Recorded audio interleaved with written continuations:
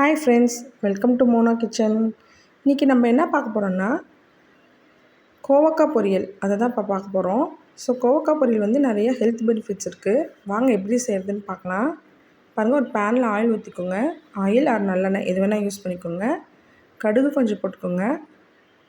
கடுகு பொரியிட்டு நல்லா கடுகு பொரிஞ்சோடனே பாருங்கள், நான் கோவக்காய் வந்து இந்த மாதிரி ரவுண்ட் ஷேப்பில் கட் பண்ணி எடுத்து வச்சுருக்கேன். வாஷ் பண்ணிவிட்டு நல்லா இந்த மாதிரி கட் பண்ணி எடுத்து வச்சுக்கோங்க. இப்போது கடுகு பொரிஞ்சோடனே கறி லீஃப் கொஞ்சம் ஆட் பண்ணிக்கலாம். நான் வந்து ஒரு பெரிய வெங்காயம் எடுத்திருக்கேன். நீங்கள் வந்து சின்ன வெங்காயம் கூட ஆட் பண்ணிக்கலாம். ஸோ நல்லா வெங்காயம் கொஞ்சம் வணங்கட்டும். ரொம்ப ஈஸி, சீக்கிரமாக இந்த கோவக்காய் பொரியல் செஞ்சிடலாம். இப்போ நம்ம கட் பண்ணியிருக்க கோவக்காவை இதோட ஆட் பண்ணிக்கலாம். ஆட் பண்ணிவிட்டு நல்லா எண்ணெயிலே ஒரு 1 மினிட் நல்லா ஃப்ரை பண்ணி விடுங்க. இப்போ இது கூட நம்ம வந்துட்டு கொஞ்சமாக மஞ்சள்தூள் ஆட் பண்ணிக்கலாம். மிளகாய்த்தூள் ஆட் பண்ணிக்கலாம். கொஞ்சம் சாம்பார் பொடி,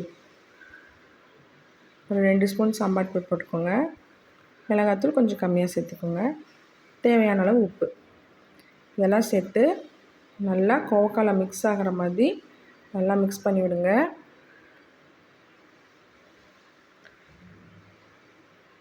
பாருங்க, நல்லா மசாலாலாம் கோவக்காயில் மிக்ஸ் ஆகிடுச்சு. ஸோ இந்த கோவக்காய் பொரியல் பார்த்திங்கன்னா நல்லா தயிர் சாதம், ரசத்துக்கெலாம் செம்ம காம்பினேஷனாக இருக்கும். இப்போ நீங்கள் ஒரு மூடி போட்டு ஸ்லோ ஃப்ளேமில் ஒரு 5 மினிட்ஸ் இல்லைனா 10 மினிட்ஸ் நல்லா வேக வைங்க. தண்ணி எதுவும் ஊற்ற வேணாம். பாருங்கள், நம்மளுடைய கோவக்காய் பொரியல் நல்லா ஃப்ரை ஆகிடுச்சு, சூப்பராக ரெடி ஆகிடுச்சு. ரொம்ப ஈஸி, சீக்கிரமாக செஞ்சிடலாம். ஒரு 5 மினிட்ஸ் டு சீக்கிரமாக செஞ்சிடலாம். கண்டிப்பாக நீங்கள் இது வரைக்கும் கோவக்காய் பொரியல் செய்யலைன்னா கண்டிப்பாக இதை ட்ரை பண்ணி பாருங்கள். ரசத்துக்கு, கர்ட் ரைஸ்க்குலாம் செம்ம காம்பினேஷனாக இருக்கும். நெக்ஸ்ட் வீடியோவில் பார்க்குறேன். பாய். மறக்காமல் ட்ரை பண்ணி பாருங்கள்.